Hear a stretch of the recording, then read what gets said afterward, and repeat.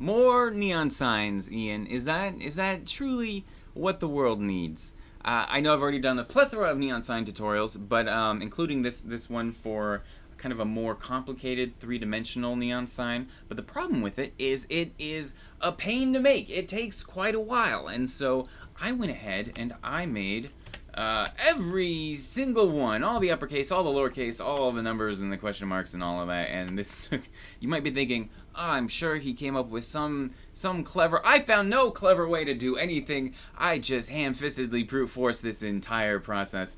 And I tried to make it kind of as one size fits all as possible. I tried to make it so it would work, you know, each letter is its own object and you can just drop them in, drag them around.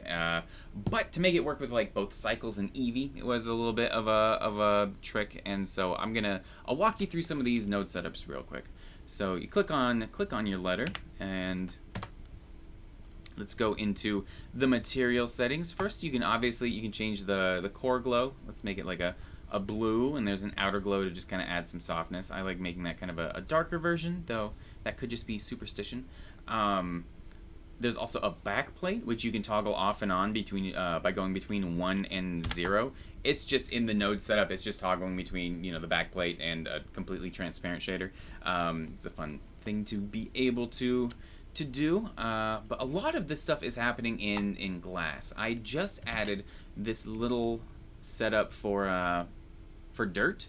You can change, you know, you can crank up the dirt and change the size and all of that, and that's, I don't know, all of the neon signs in my workshop are covered in little bits of paint which kind of show up as these little flecks, and so to me I'm like, that's a realistic sign.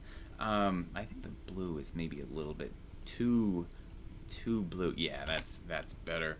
But okay, if you're jumping over into Eevee, this stuff works great with Cycles because Cycles is bouncing all the light around and doing emissions and all of that, but Eevee doesn't like to do any of that, and so it looks like this. So I have a similar thing going on here as with the backplate, where you just have to change, go into the Glass settings and just change it to 1, and that gives you, you know, you can change your color and do all of that usual stuff. Okay, so yeah, it's fairly self-explanatory.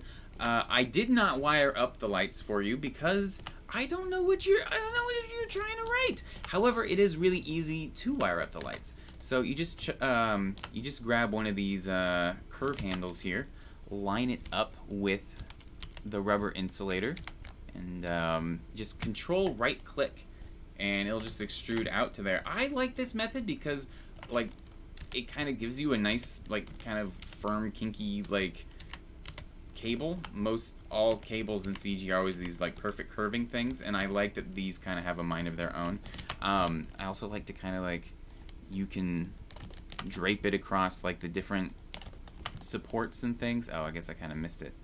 That's okay. That just adds horrible realism, horrible cable management to the mix. Yeah. So I actually always enjoy this process. If you ever have them overlapping, you can just, you know, you just pull one out, and yeah. So I've got a little transformer down here, and I think that's everything you should have to know. I'm gonna go get some sleep and ice my wrists. No, they're not that bad.